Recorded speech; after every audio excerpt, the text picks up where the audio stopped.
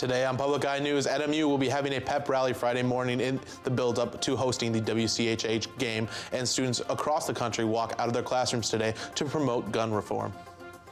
Ryan Gooch will have a look at our weather forecast, and Max Stevens has details about March Madness. Hi, I'm Jillian Wormlinger. And I'm Caleb Rydell. Welcome to Public Eye News.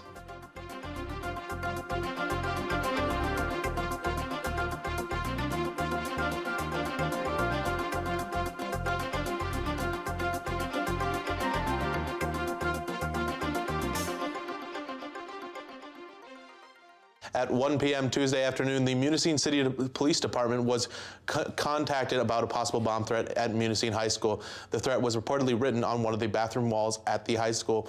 After being reported by the school went on lockdown, but the police found nothing in their investigation. Then at 2:05 p.m., a new second threat was found in another bathroom on the premises, and the school went into a second lockdown.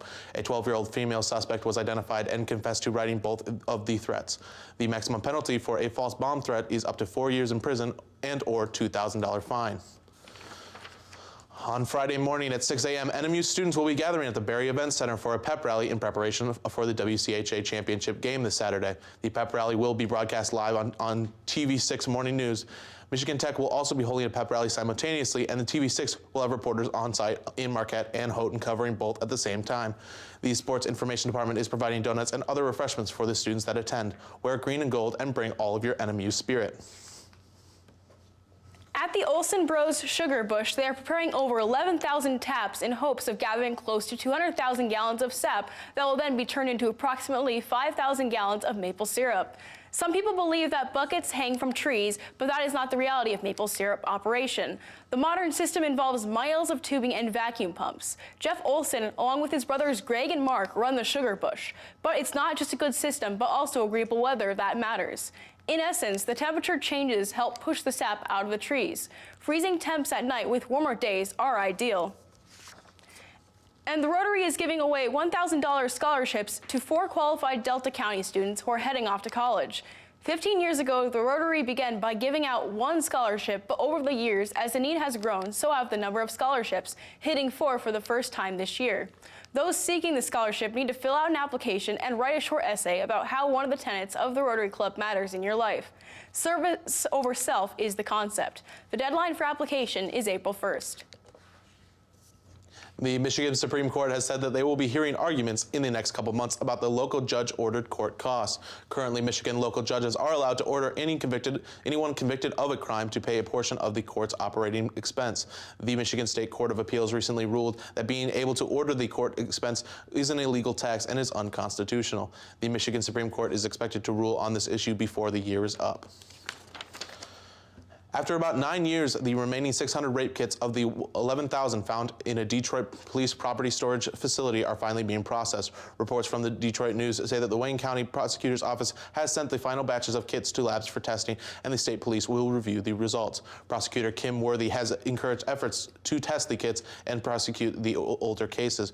Her office says that 130 people have been convicted and 818 serial sex offenders have been identified since investigations have began.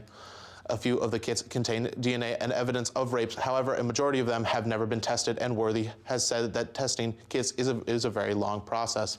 And after the break, we'll have your national and international news. Stay tuned. Sergeant Pepper's Lonely Hearts Club Band. This is take 1. Celebrate Sergeant Pepper's 50th anniversary. Go inside Abbey Road Studios to learn how the Beatles created a musical masterpiece. Picture yourself in that boat on a... It's the landmark album from the Beatles that changed music forever. Sunday night at 10 on Public TV 13. And welcome back. Today, tens of thousands of young people across the U.S. walked out of school to demand action on gun violence in one of the biggest student protests since the Vietnam era. People braved the treacherous snow in New England and even threats of school discipline in places like Georgia and Ohio. Signs were carried and slogans were chanted against the National Rifle Association. People bowed their heads in memory of the 17 dead in the shooting at Marjory Stoneman Douglas High School in Parkland, Florida. Historians say the demonstrations are shaping up to be one of the largest youth protests in decades. And as conversations continue around the country about school violence and safety, many parents are struggling with what to tell their children. Child psychologists weigh in on when and what to tell your kids. Meg Oliver reports. Rielle Hamilton Romeo drops off her daughter at school with a tight squeeze and the same message: I love you and stay safe. Does she have any anxiety over the school drills that students have to perform now? The first time at this school, she was a little confused about what was happening, but once I explained to her why that's necessary, she kind of understood. Talking to your kids about school violence is a tough topic. Psychologist Dr. Lisa D'Amour is a CBS News contributor. We sometimes need to address the news, but we don't want to have our child losing sleep over events that are relatively low likelihood for them, but still truly scary.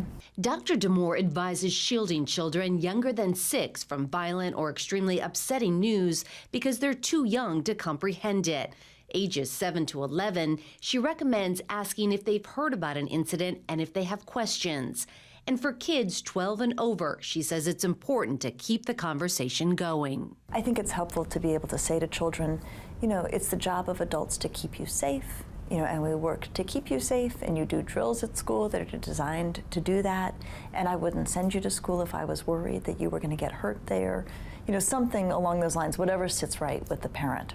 For Rielle, she says the more she talks with her daughter, the safer she feels at school. More parents should talk to their kids, even if it is a touchy subject. A lot of times when we don't talk to our kids, that's where the fear and anxiety comes in. Breaking down that fear and anxiety is now more important than ever. Meg Oliver, CBS News, New York. Last night, brilliant physicist and author Stephen Hawking passed away at the age of 76. In addition to producing a masterwork of popular science, Hawking was also famous for his perseverance with a degenerative nervous system disease, ALS. Hawking resisted the normally fatal illness for more than 50 years and was able to move the muscle under his right eye to express his thoughts on a custom-built computer. He continued his work into the 70s, teaching students and writing A Brief History of Time, an exploration of the mechanics of the universe that sold millions of copies by the time of his death. Hawking was among the most recognizable faces in science, on par with Albert Einstein. President Trump's decision to fire Secretary of State Rex Tillerson could just be the first change to his cabinet. Mola Lenghi has more details from the White House. God bless America. Secretary of State Rex Tillerson is on his way out after being fired Tuesday, but the president may not be done shaking up his cabinet. I'm really at a point where we're getting very close to having the cabinet and other things that I want. That may be an ominous sign for others believed to be on the outs with President Trump. Veterans Affairs Secretary David Shulkin is rumored to be among those who might be the next to go. His department has seen turmoil in the political ranks, and he was reprimanded for using taxpayer dollars to pay for his wife's trip to Europe. Housing and Urban Development Secretary Ben Carson spent $31,000 on a new dining room set for his office. And National Security Advisor H.R. McMaster doesn't see eye to eye with the president on issues such as the Iran nuclear deal. And of course, the president has never been pleased that Attorney General Jeff Sessions recused himself from the Russia investigation. He should not have recused himself almost immediately after he took office. And if he was going to recuse himself, he should have told me prior to taking office, and I would have quite simply picked somebody else. Sessions defended the decision again this weekend. I was advised by the professionals, career people in the department, and I felt like I had to recuse myself. Democrats call the turnover within the Trump administration chaos. I've never seen a presidential administration so basically disorganized, at war with one another, creating such huge problems for the country. The Trump administration has had more turnover than any previous administration over the same time period. Mola Lenghi, CBS News, the White House. And after the break, we'll be back with your weather and sports. Stay tuned.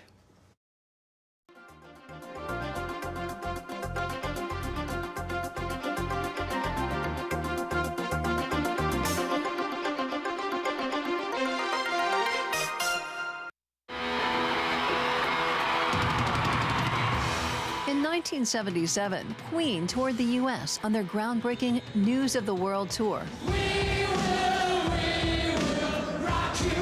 The group is the vehicle. That's what I'm trying to say. Yeah. And it's the best vehicle that we have. Get a behind-the-scenes look at this legendary moment in music history during Queen Rock the World. Thursday night at 9:30 on Public TV 13. And welcome back. I'm Ryan Gooch, and I'm going to be taking you through your weather for today. As you can see, there's a bit of sun shining down on campus, just making things a little easier for the students coming back from spring break. Looking at current conditions, it's partly cloudy with a temperature of 35 degrees with winds coming out of the north at 11 miles an hour and a barometric pressure of 29.8 and falling. Looking into tonight, it's going to be snowy with a low of 20 degrees and winds coming out of the north-northwest at 16 miles an hour. And looking at tomorrow, it's going to be snowy with a high of 23 and winds coming out of the north-northwest at 20 miles an hour. And looking across the UP, in the Sioux, it's going to be 32 degrees and sunny. Manistee, 34 degrees and partly cloudy. Escanaba, 34 degrees and cloudy. And down in Menominee, it's 40 and sunny. And looking on the other side of the UP, in Iron Mountain, it's 39 degrees and sunny. Ironwood, 35 and sunny. Houghton, 34 and partly cloudy. And Marquette, it's 35 and partly cloudy. Now looking ahead, Friday, it's going to be a high of 34 degrees with a low of 21 and sunny. Saturday, we're looking at a high of 39 with a low of 24 and sunny. And Sunday, a high of 34 with a low of 19 and partly cloudy. Now, Max, temperatures are heating up this weekend, and I hear things are also heating up in the March Madness tournament. We are finally underway, Ryan, and I'm very excited to watch this unfold. Last night, the NCAA tournament officially began, kicking off with first four action from Dayton. In the first play-in game, 16 seeds LIU Brooklyn and Radford squared off, with Radford emerging the victor 71-61. With the win, Radford moves on to face the East Region's top seed and the 2016 national champion, Villanova. In the 11-seed play-in game that followed, St. Bonaventure defeated the UCLA Bruins 65-58, advancing to meet the East Region's 6th-seeded Florida Gators. More first four games follow tonight from Dayton, as 16 seeds Texas Southern and North Carolina Central play tonight at 6:40, with the winner advancing to face the West Region's top-seeded Xavier. Then at 9:40, 11 seeds Syracuse and Arizona State will battle it out, with the winner moving on to face the Midwest's 6th seed, the TCU Horned Frogs. And another NBA All-Star has suffered a significant injury as the Golden State Warriors' Klay Thompson has suffered a fractured right thumb. Thompson suffered the injury in Sunday's loss to the Minnesota Timberwolves, but he played through it and finished the game. Thompson has missed only one game this season, an early January game against the Clippers where Thompson was ruled out for rest. With fellow All-Star Steph Curry also out with an ankle injury, the Warriors are without their starting backcourt for at least the next 4 games. With All-Star Draymond Green also out for tomorrow's game with shoulder soreness, the Warriors are electing to cautiously approach the postseason rather than make a run at the 1 seed in the West, currently owned by the Houston Rockets. And as the NFL's free agent carousel continues to spin, the Lions have lost defensive tackle Haloti Ngata, who intends to sign with the Philadelphia Eagles. The 34-year-old spent the last 3 seasons as a Lion, arriving in the wake of Ndamukong Suh's departure from the Miami Dolphins. Ngata, a 5-time Pro Bowler and 2-time AP First-Team All-Pro selection, was a critical part of the Lions' rush defense over the past 3 seasons before a biceps injury in Week 5 sidelined him for the remainder of the 2017 season. The Lions have already made several free agent signings on the defensive side of the ball, but none yet for defensive linemen. Well, Jill, it is March the 14th, otherwise known as the day that crabs fries, but I hear you have something different about March 14th for us. Oh yeah, 3.14 is the best number. A Maine high school math teacher is continuing his tradition of celebrating Pi Day with parodies of popular songs. Teacher John Jacks said the school chorus and video production class helped him create a parody of the NSYNC song Bye Bye Bye and named it Pi Pi Pi. His past Pi Day efforts have parodied Michael Jackson's Thriller, Gloria Gaynor's I Will Survive, and Queen's Bohemian Rhapsody. And that's all the time we have for today on Public Eye News. Thank you for joining us.